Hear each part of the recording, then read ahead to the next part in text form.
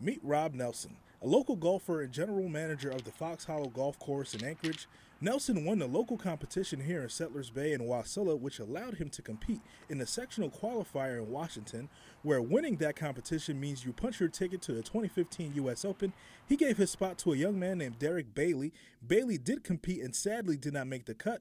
For those who did, this year's U.S. Open will be one to remember.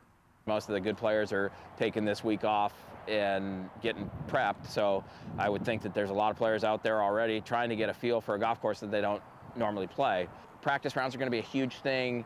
The caddies are going to be working their tails off to get the idea of the flow of the golf course. The Chambers Bay Golf Course is said to be something that will surprise many experienced golfers competing in this year's U.S. Open, with the course being about 7 miles long with an average of about 400 yards per hole and much more obstacles. This year's U.S. Open will separate the good from the great.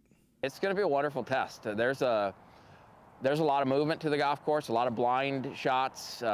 It's long. I think they have options to play the golf course at almost 7,800 yards if they choose to. I doubt they will play it all the way back every round, but I think it's going to be, I think you're going to hit every club in your bag there. I think if you miss fairways, you're going to be in trouble. And so this is going to be a real good test of who the best golfer in the world is. Certain aspects of Chambers Bay will truly test a golfer's ability to problem solve as they walk up to the ball to get their best possible shot.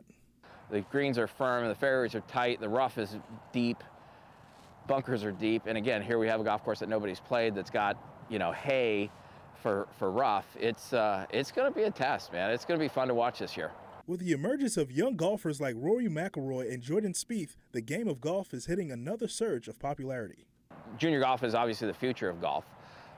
Without them, 20 years from now, we got nobody playing the game. You know, it used to be kind of an old man's retired game, and now we're seeing it, and it helps to have the Jordan Spieths and the Rory McIlroys doing so well. It gives hope to these kids that, hey, I can do anything at 22, 23, 24. Whether you're an experienced golfer or novice, this year's U.S. Open will have everyone in the golf world buzzing about the possibilities.